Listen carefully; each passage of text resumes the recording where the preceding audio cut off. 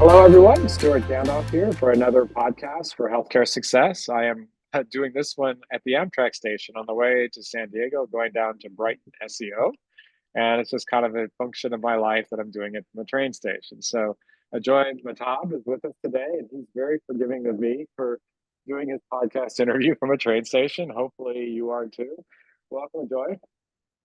Hi, Stuart. You're nothing if not busy, I can tell you. But thank you for doing this. Thanks for taking the time to actually sit down with me, even though you're sort of in transit.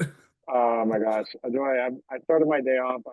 But anybody who knows me well knows I am not a morning person. My first meeting started today at 7. Now, fortunately, I was, in my bed at 6:30, so I just woke up, got some coffee, but I've been on the phone ever since, and will be for the rest of the day. I'm doing our conference, our leadership meeting, by the way, from the train in a few minutes here. Anyway, enough about my crazy travel. Joy, glad to meet you. I met you through Mark Coulter's Medical Device Summit in San Diego, and I'm really excited to hear your thoughts today.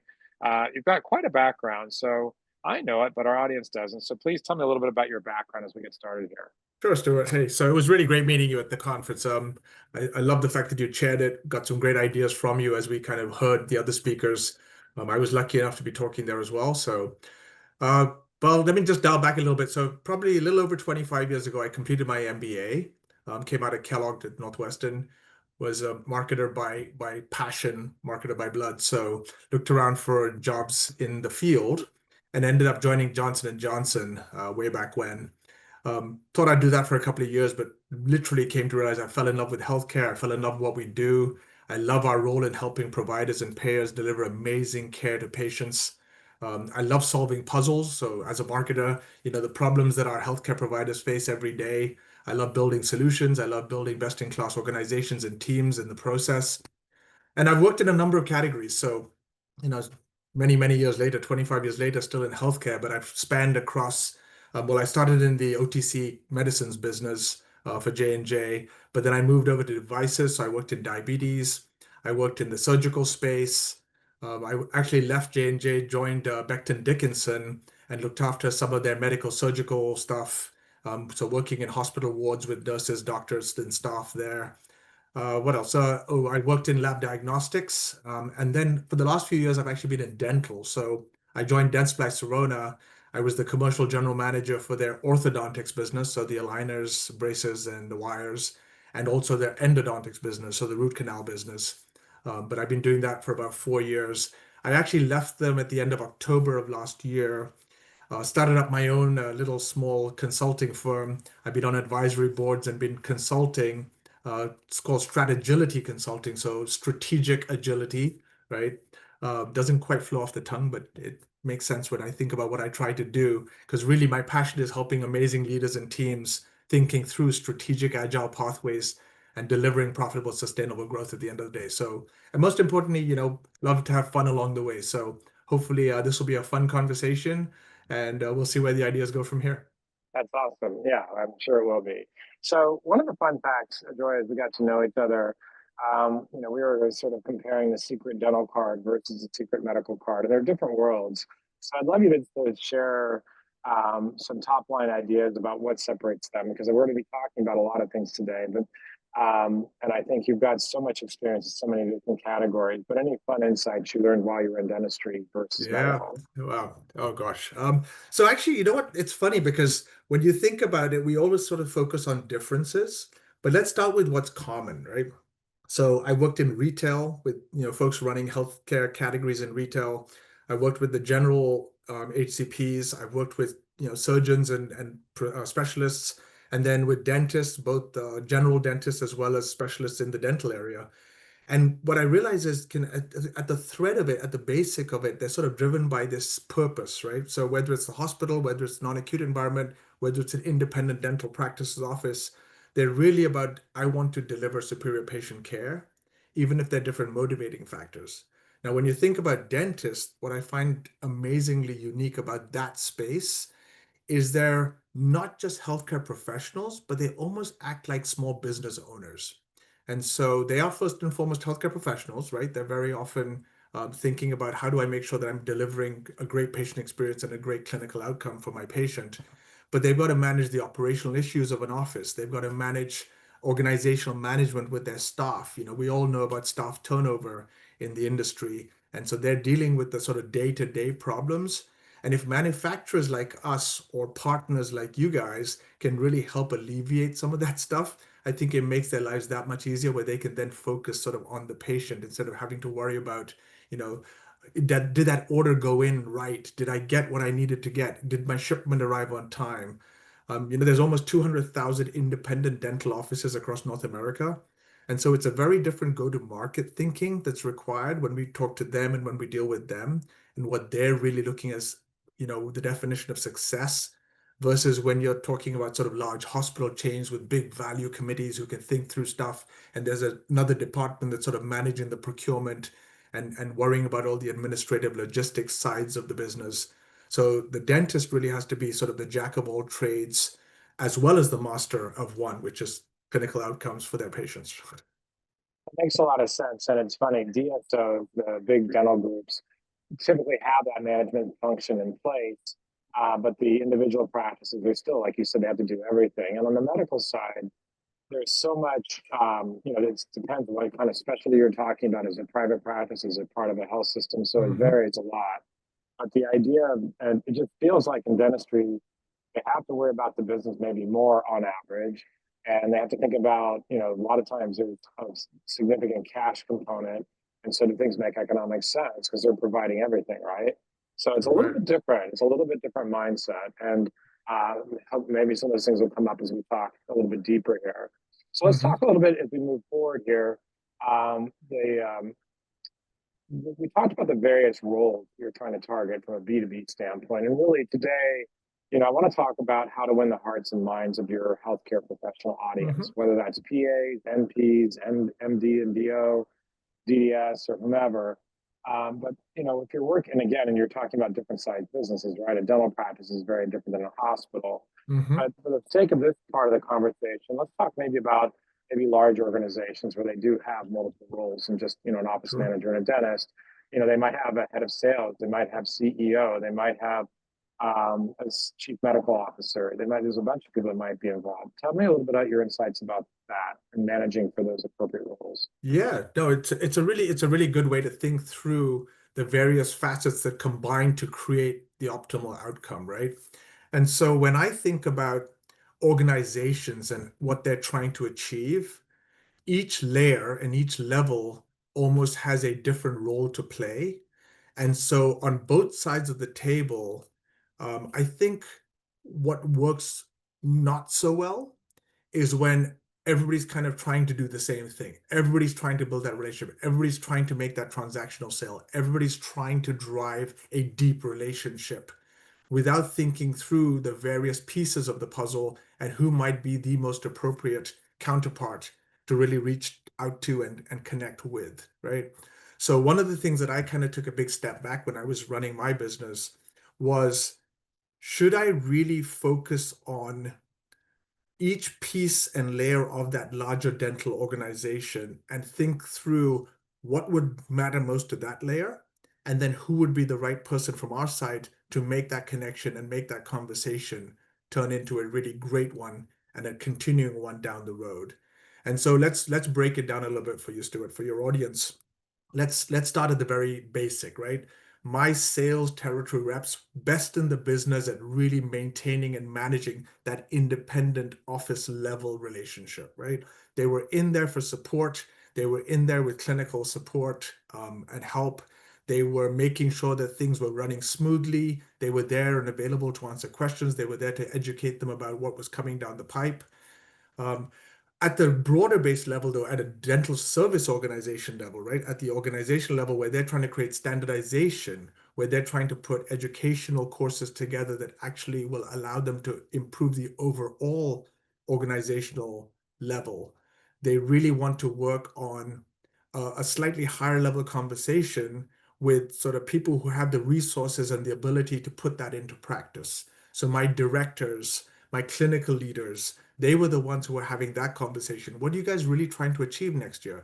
Is there a productivity improvement target that you're looking to get? Should we get our finance guys to run some calculators with you guys to see where we could actually drive some better productivity from each office location that drives the overall average higher, right?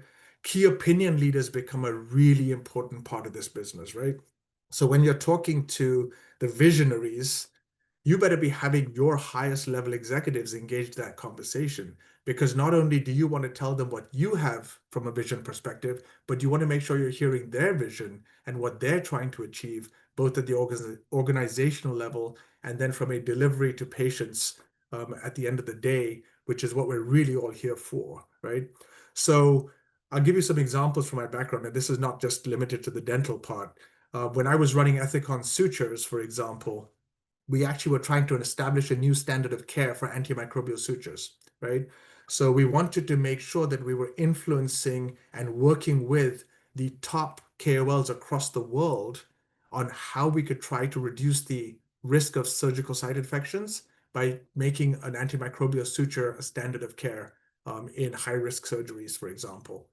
But it wasn't just about getting your best customers, right? If we had just relied on our sales guys and said, hey, go find people we can put on our advisory board, we would have probably got our highest volume or most welcoming sales customers.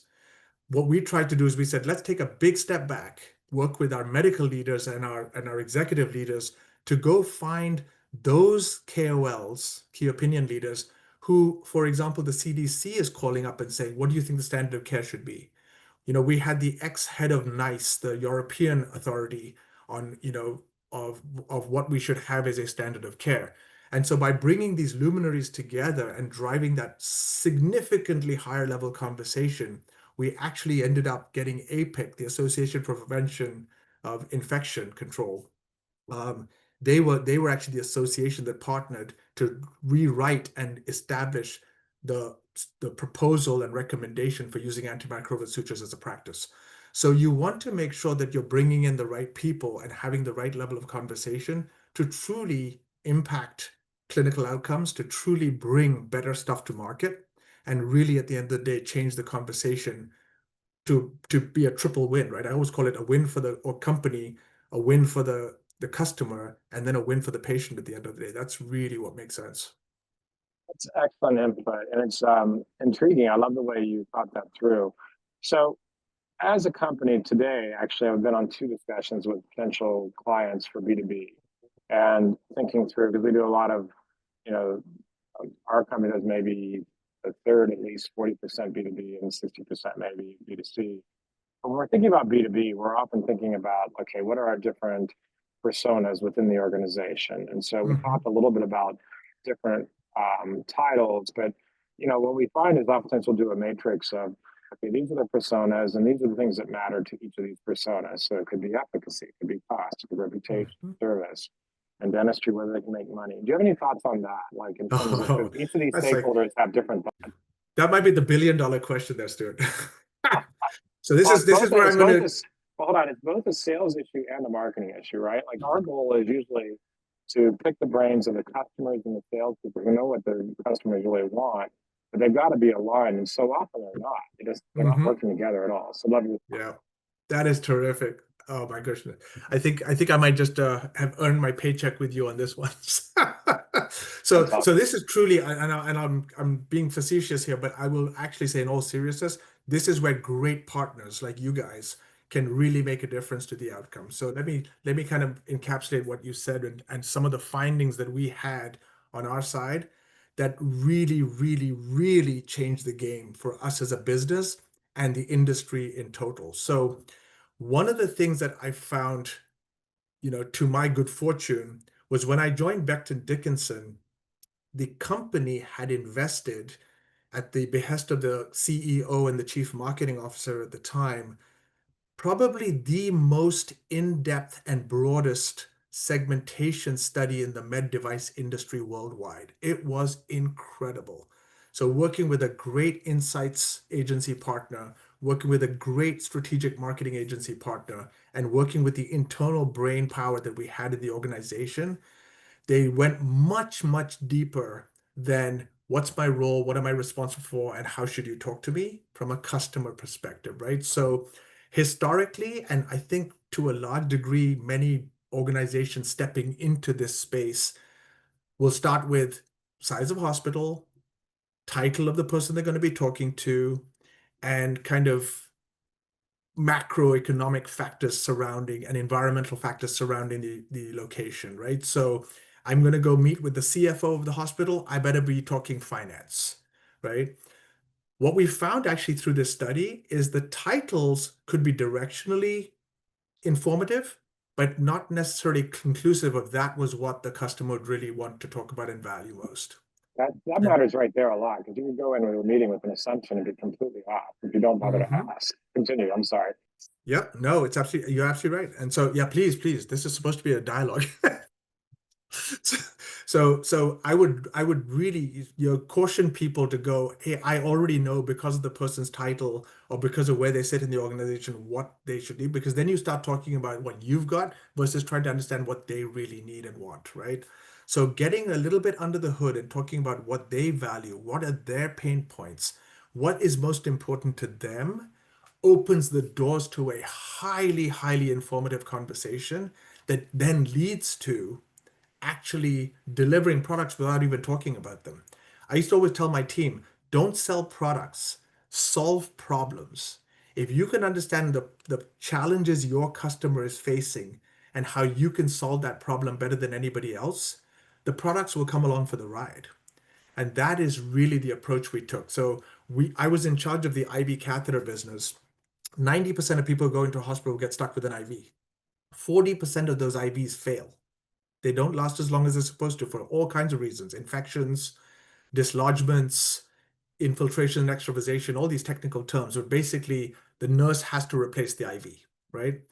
And what we actually did was turned it sideways. And we said, what do you need from admission through discharge to care and protect and maintain that IV? And by talking about the patient and the continuum along that line, we were far better suited to talk about partnering with those hospitals to bring a complete solution to them that would then actually solve the problem that they were facing, which was that $28 billion of cost that the healthcare industry faces annually because of these complications, than worrying about the $4 widget that was part of the bundle bag, right? And so again, if you can really get to talk to the customer, understand what they truly value. By the way, let's make it a little simple too. 85% of your selling story is common, right? But think about the headline and think about the most salient point that you want to focus on. That should be based on what the customer values, not on what you want to talk about. Funny, I can think of one point my mother's care when she was getting treatment for breast cancer when the IV was a thing for her, and she's old now, right? And so they Yep. kept sticking her, and they couldn't figure out, and and the worst part was they had to come back and do it again. And I was Yes. like, no, no, both my hands are all bruised and terrible looking. And from the patient's point of view, they don't really care that it's common to have a failed Exactly. IV. Yeah, And I'll give you a similar one, just like what you said. I talked to somebody who had a child, like gave actually childbirth in the hospital. And when I talked to her, she said, "Oh, I got stuck 4 times." And I was like, "You were in labor. What you remember is the little IV stick." And she's like, "Yeah, but it kept happening and I was getting annoyed." I was like, that's "Okay." really funny. I think during your talk, I believe you talked also about the selling the whole system versus the specific component. Wasn't Hmm. that part of what you guys did as well? I'm sorry, I missed the questions. Back in your talk, I think you spoke about when you were presenting this, you were trying to sell a bigger picture too, beyond like, in other words, like you were selling a specific component, but the whole line, everything through it. Was that part of the Correct. display? Yep. And Stuart, again, I will say we didn't go in and try to sell the system. We went in and said, let us help solve your problem, right? And what we found, little serendipity as well, was hospitals were inviting us in because we were actually better able to help them with their problem than they were able to do on their own. And so I'll give you a classic example, right? Initially, we would go into a hospital and go, hey, you have an infection problem. Your infection rates are higher than your peers. But that's about all the information you could kind of give and gather when you were looking at it from the outside in, right? When we actually got into their systems, we were able to say, hey, guys, in building number 4, on the 6th floor, from the midnight to 4 a.m. shift, we're seeing a spike in infections. What's going on? and they would literally be like, "Oh my goodness, the head nurse just resigned 2 weeks ago." So it was just an incredible partnership that was driving value for them, solving their problem, addressing their things. And guess what? That hospital that I was just mentioning, the following year when they did their Press Ganey scores, right? The surveys, did you like the hospital food? What do you think of the process? Blah, blah, blah. Their customer satisfaction rates from the patients who had IVs went up 13 points. So they actually had a question in there that said, "What did you think of the nurse who took care of your IV catheter?" And that satisfaction score was 13 points higher the following year after That's we put this program amazing. in place. That's amazing. I want to pivot a little bit. Continuing ed is such a big part of healthcare. And, I remember the day when we would teach about, in my earlier years, teaching about how to do a good CME meeting. But now, continuing ed is everywhere, whether it's in dentistry or medicine. Hmm. There's so many options. Any advice on how to stand out there and make it more effective? Oh, wow. We might have to think through this one together. I bet you got more ideas than I I ask do. you the tough questions, not the easy ones. There's no slow balls here. Only Yeah. fastballs. Enjoy. Yeah. Well, clinical education is a bit of a, I'm going to not call it a double-edged sword, but it's a, what are you doing for me, and how, am I going to do a comparison to see where else I can get it and for how much, right? So if you start to think of this as a cost, they're going to see it as a thing that they should then go out there and price shop or compare against somebody else. If you're doing it based on what we talked about, right? If I can find out what you truly value and what you truly need and what your pain points are, and I start to tailor it to that, is it, how do I make myself more clinically effective, which can be product training, etc. But there's lots of places you can go to get that, right? Is it about office workflows, efficiencies, and profitability of your office? That's a different set of educational material. May not be clinical in nature, but it actually helps the doc be a better doc because it frees up time. Um, could it be things like in-person peer-to-peer sharing? One of the craziest things that I found was we would have live events and bring together, 50 docs, 100 docs, ranging from, the top KOLs in the industry all the way to people who had got, out of school just a few months earlier. And the peer-to-peer networking was ranked as some of the best reasons for them to come together. So it's not just about, hey, I can get that same stuff by watching a YouTube video. Not making fun of YouTube because we're on there, sorry. But the reality is information is easy. Relationship building, networking, and idea sharing is much more difficult. And it's, I think, incumbent on organizations and like yours and manufacturers like ours to really bring those venues to life, create those abilities for them to do that sharing, to do that. Give them the platform, right? They know the stuff better than we ever will. They're trained in it. We just, we stayed at a Holiday Inn Express last night kind of situation. But the reality is by them being able to share with each other, they all end up better for it. And they actually value that as an offering that we can continue to bring to them as a total population. Excellent. Another topic that we talked about a little bit offline, and I, love this. And Joy, as you probably remember or may remember, I started off in this business for 10 years as a speaker on the road, working individually with individual doctors of every Hmm. specialty. And that was priceless. I wish I could just take that knowledge and give it to my team, like suck it right out of my brain. Because, I it's one thing to say, yeah, I know how to market the doctors. It's another to have actually done that for 10 years on the road with them in Right. small groups. And so I spoke in the large session, small session, had a lot of interactivity. And I have my own thoughts on this, but I would love to hear your thoughts about the mistakes people make when they're trying to communicate with HCPs, because I feel like a lot of times people forget they're people too, and they talk to them like robots. But I'm curious what your Yeah. thoughts are. Oh my gosh. Yes, so true. It's funny because I watch some of my team, and part of the coaching is kind of how do you get better at exactly that, right? So I think um, I'm very, very basic and simple-minded when it comes to how do you get results, right? So if I really think about what am I trying to get across, if I go into a scripted story cell, not going to work. If I think about what my product is and how great it is, You forget the fact that there's five other people coming in right behind you saying their product is great and what it is. If you talk about how amazing you are as a partner, but you have seven other people saying they're amazing partners, it becomes this sort of me kind of situation, and it never really helps you stand out from the rest of the crowd. So I think the mistake that many organizations make is they go in with a product centric, let me tell you why my stuff is good for you, versus flip it around and really go in there and say, what are you facing? What do you really look for? And then as marketers, our job isn't just to sell what we have, it's to bring that understanding back to all the partners. I used to joke with people and say, marketing actually doesn't do anything, right? Marketing is supposed to be the magical thing that gets things done. We have great agency partners. They're actually the ones who make all the great stuff come to life. We have great R&D partners. They're the ones who can really design and manufacture stuff.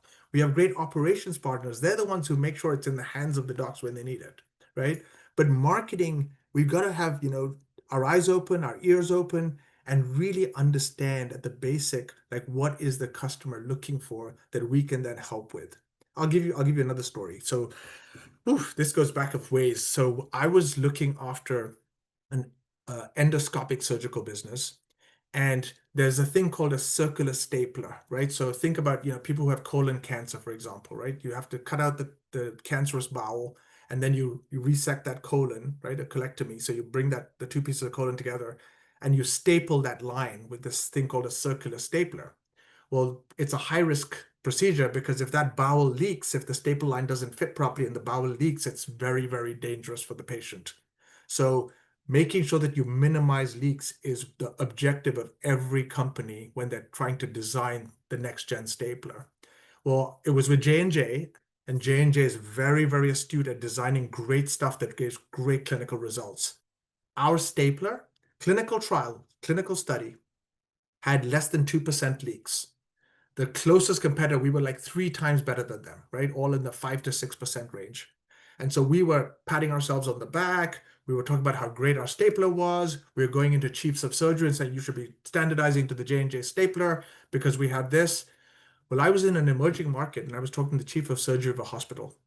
And he said, Ajoy, your J&J stapler, bar none, best in class, right? As a matter of fact, your statistics are probably conservative. I would say you're probably even better than that as far as reducing leaks goes. Here's my problem. I have a 2-year waiting list of people lined up to get surgery. Your competitor that I can obtain locally is 40% cheaper than you. So I can save 5% more people, or I can serve 40% more people. What do you want me to do? And That's Stuart, I that. didn't have an answer. I did Yeah, not. I literally sat there across the table and go, you know what? I I have to understand how to get this to be a better, more affordable stapler versus reducing that 1.9% to 1.8%. It's not doing you any good. right. Understanding what he was trying to get done help me come back and sit down with my R&D team and say, guys, this is what we have to do from a design perspective. It's not about just showing slightly more clinical superiority anymore. There's a totally different remit that we are facing into. That's the kind of stuff that is just, that's why I love healthcare. It's moments like that where you go, oh my goodness, this is why we're here. So I have another question that, talking about uh, getting your message through and trying to win the heart and mind of the HCP is, and it's funny, as long as I've been doing this, even recently, a doctor reminded me of like, we were talking about why they're having such a hard time with salespeople. And it's like, I may be looking at somebody's scan, and I may be telling somebody else that their father's going to die, and then and I've got a list of salespeople waiting for you, and then you come in. So he's like, I'm not trying to be rude here, but it's like we are ADD by nature. We just have so much going on, and Hmm. it's like when you're asking for just 5 minutes, that sounds to me, it's kind of the same thing for me, by the way. When people say, I just want a half hour of your time, it's like, my wife would like a half hour of my time. It's naive to think I'm just going to give a half hour of my time. So, like, any tips on the ADD thing? Because that's real. That's a big deal. Like, how to Yeah. stand out in a fast way.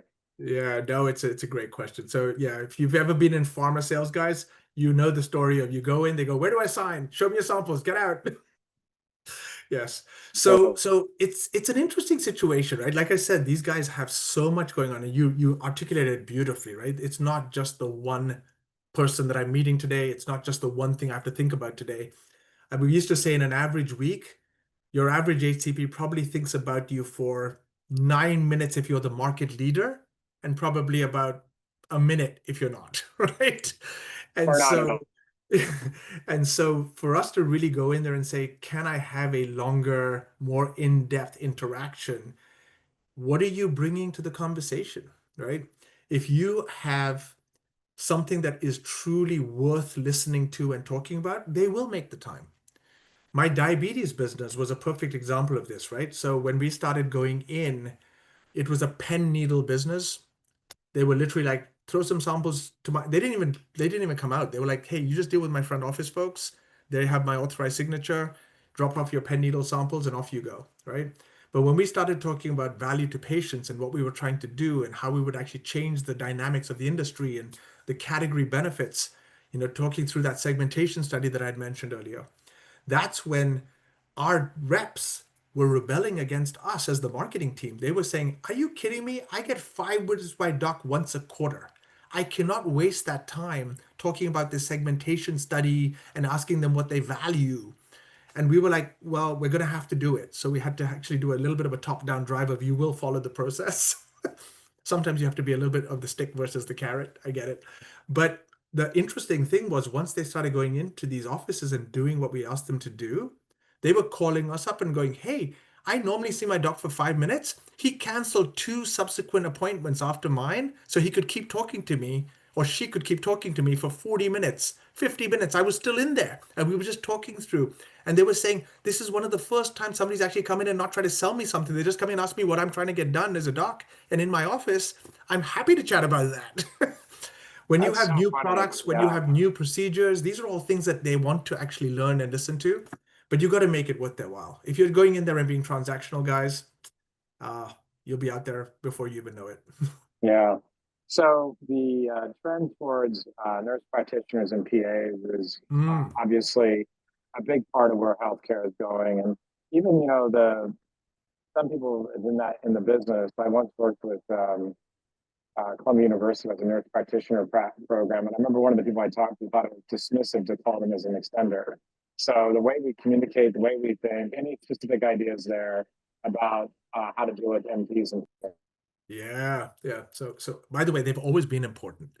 It's just that organizations are slowly starting to realize they aren't. that totally makes sense. Oh, it's funny. Yeah, people become aware of people's roles and start going, "Oh, wow, how about them?" And you're like, "We've always been around, guys." Anyway, so yes, you're right, absolutely right, though. We're focusing on the broader team is really important. Again, I was very lucky in the times I've had, much of my businesses have not been singly focused on only the doc does it. Some of my stuff was specialist and procedural and surgical. That's very much in the arms of the doc. If the doc says they want something, they'll get it, but you have to rely on the total staff understanding, incorporating, and embracing what you're doing to really make that solution happen. And so the nurses play a critical role, the office staff plays a critical role. How do you deliver that outcome? How do you drive that improved patient experience? What really works well? And if you can approach it from improving their workflows, making their lives easier, getting administrative tasks out of their hands and taking it over, there's so many technology tools. And Stuart, you're the expert on this, right? You guys know there are things out there that can really help them do the day-to-day mundane stuff of their job. I've never heard a doctor, a nurse, a dental assistant, a nurse practitioner ever go, yeah, I want to spend less time with my patients and I want to spend more time doing all this bookkeeping and filing stuff, right? So So, what so about let's get rid of yeah? the stuff that they don't want to do and do it for them in automated and technologically savvy ways so that they really do get to spend more of their time that way. That's a big value driver, I think. So, I mean, if we can get HCPs and get these guys focused on their patients. And by the way, I'll give you a quick little secret here. When we talk to patients, some of the dental procedures are pretty expensive out-of-pocket procedures, right? I mean, if you're getting aligners, you're talking, four, five, $6,000 cost to the patient. When the doctors are telling them you need to get aligners, the patients are scratching their head going, "Oh, you're just trying to make money from me." when the dental assistant, when the hygienist, when the office staff are kind of going, you know what, I've got this thing about, malocclusion and oral health and straighter teeth actually help you, they're actually much more credible. Then they can hand it off to the doctor to actually have the clinical conversation. But the nurse can be a huge gatekeeper and open doors to greater transactional business as well. So don't ever ignore them. They're very important. So fun fact, Ajoy, I don't think you know this, but years ago, I don't know, at least 10 years ago, we were hired by Invisalign, our agency, to Hmm. create a video on how to close Invisalign cases. And it was targeted mostly towards the practitioner and especially orthodontic offices. The following year, they came to us and they said, "Can you do a CE, program for design for the hygienists and the DAs There on you go. malacus?" And we actually did a video Yeah, on that. I Very love it. topic. That's so funny. So that was a while ago, but that was a fun project, and I still That's actually refer to fantastic. that once in a while. We're almost wrapping up here. Two quick questions. Hmm. The second to last is for enterprise sales, where you're talking about Oh yeah. multi-location, Yeah. which our agency does a lot with. Um, the it changes, and I'll argue that as I work with, we work with multi-location these days, mostly, almost exclusively, when we're working with Hmm. providers. And after about 10 doctors, it starts becoming less democracy and more administrative because you just have to. Like when you have 10 doctors in 6 locations, it's still democracy. It's Hmm. still really run by the doctors. But when you get to 20 offices and above, it just falls apart.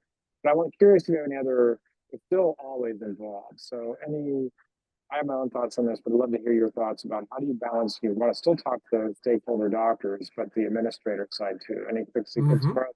Yeah. No, it's an important question because as time has gone on, the relationship has become less of the driver and the evidentiary conversation has become more of the driver, especially in big institutional sales. So you're absolutely right. And I'd love to hear your thoughts. You mentioned you had thoughts. I'm going to make sure you share those too. But Yeah, so here's my one sort of, nugget for the group here.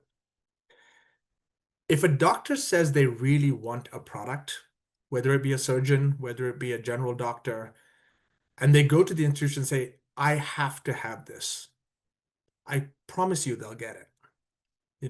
Organizations still believe the doctor is the final authority on what they're going to use. However, in today's environment where they have to have 100 of those conversations, they're going to pick and choose which ones they're going to fall on their sword for, yeah, right? So if they go in and go, I have to have this specific device because it's the only one that does what I want it to do, and there is no compromise, even if it's 20% premium, they're going to get it. yeah. But when there's five other things that are equivalent in their minds, they're going to give on those. They're going to go, you guys go do the procurement thing and get me the cheapest one you can. I'm fine with that. Right. And there's pressure on them because there's budgets. Budgets are finite. If they're going to take premium on one thing, they're going to have to give somewhere else. They're doing that day in and day out, and they're making these decisions. So, how do you make sure that your product, whether it be through clinical evidence, whether it be through, effective total cost of ownership displays, whether it be through an understanding that you do something differently and you actually can show that value proposition, is your product below the line, which means you're going to be fighting in a big dogfight, or is it above the line, in which case you're going to get chosen every day of the week, right? How do you make sure that you're thinking through your innovation, you're thinking through your value propositions, you're thinking through your positioning and messaging with agency partners?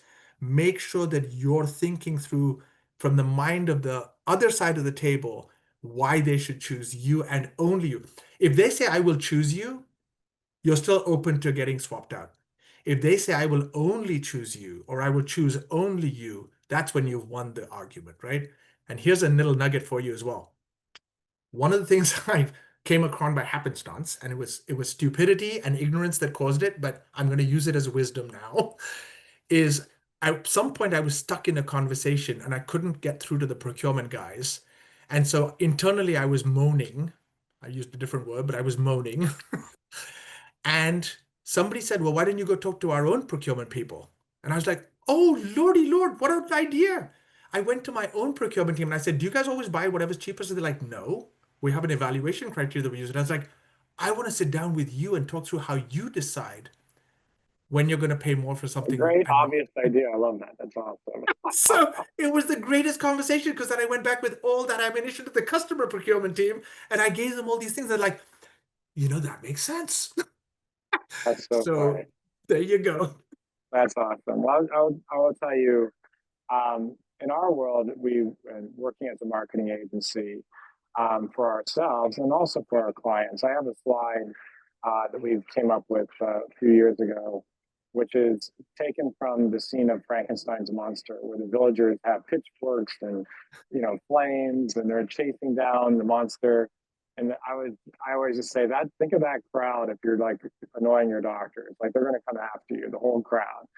And as a cautionary tale, I mean, what I mean by that is, in a much more practical way, the doctors always matter. And so it's really easy for the administrative people to kind of forget about that. And it's like you're going to have a hard time if you forget that your stakeholders will always matter. And then the other thing is kind of where you said it, like negotiate specifically, but also, some in any given business, especially with multiple doctors, some doctors are going to be thought leaders within that business and some are going to be detractors, and they're kind of on both ends of the scale. Mhm. And so there might be 10% really for something, 10% really after, and then really everybody else is in the middle. And I would say engage the top ends, the both ends of that scale, because you have to deal with the naysayers as well as the pros, and everybody else will be influenced. I mean, you only have so many resources, and everybody only has so much time. So that's would be my nugget, would be to really think through and then how do you find out who they are? You ask. And they all know. Every time I say something like that, when I'm talking to a committee, whether it's for our own self or whether it's for our clients, like usually there's a handful of doctors that really will sway people for good and ill. And they all start nodding their head like, and I go, and you're probably thinking of who they are right now. They're like, yeah. And we want to bring them to the table. And it's really important because otherwise, it could be in a void if you don't talk to the naysayers. They're all nobody says anything, but they do. Then you Mhm. think you put together this presentation, it's all logical, and it's dismissed in seconds. Like I don't like that product. Okay, then next topic on the agenda. Right. So true. I think the salespeople in the market have such a overinflated idea of how much their message is really getting through. I once had a friend slash mentor say that rubber band snaps right back. You pull them all the way out here, and they're all excited, and then the next one is like back to business as usual. You're like another metaphor. It's just a part of their passing parade in their very busy life, and you think you really related, and they just moved on already. So it really helps to understand who the stakeholders are. The last question is it's a fun one. So we've talked about winning the hearts and minds, and my final question, I guess, is there anything else like you really just relationship building or something that we should think about um, that matters either on an individual basis or on a scale basis? Ooh, that's a good question. So I'll wrap it up with the easiest way to answer that question, and that is um, understand and truly like the people you're working with, like the people you're working for, and like the reasons why you're doing it, right? So if you're passionate about your customer, if you're passionate about the patients that they serve, if you're passionate about your own team, I've had some incredible bosses and mentors. I've had some incredible peers and teams reporting to me. They just make me better. And if you really love that stuff, you will always do the right thing. You don't have to cut corners. You don't have to feel like it's a drudge. Some of my best friendships are with some of my dogs. You know, I enjoy spending time with them. If you don't, go find something else to do, guys. It's Yeah, it's not worth it. We spend way too much time with the people we work with and the people we work for, which is our customers, than with our own families and friends. We may as well actually enjoy that side of our lifestyle as well as the ones we have at home. So yeah, I that, mean, it's a personal thing, but like I said, I fell in love with healthcare. I fell in love with the purpose-driven attitude that most of us have in this industry. We do it for all the right reasons. We do it for all the right outcomes. It just makes every day fun. I mean, I just enjoy it. I will continue to do it as long as I can, and I will continue enjoying it. And if I stop enjoying it, that's the day I'm going to hang up my boots and find something else. yep, I get it. I totally agree. Well, Joy, it's been a joy. There you The go. first time you ever heard that, right? Like in grade school, I heard beef stew a lot. Like, that's fun. The first time I heard that when I was 3. But anyway, Joy, it's been really fun working with you today. I appreciate it. Thank you much, and we'll see you out there. Thanks, Stuart. I'm going to give a plug. You guys connect with Stewart. I mean, the podcast is fantastic, but the stuff that this guys do, really, really great stuff. So I hope that I these are not appreciate just that. your existing customers, but prospects as well. So plug for you. Thank you, Ajoy. I appreciate it. Thanks, Stewart. Really enjoyed the conversation. Bye.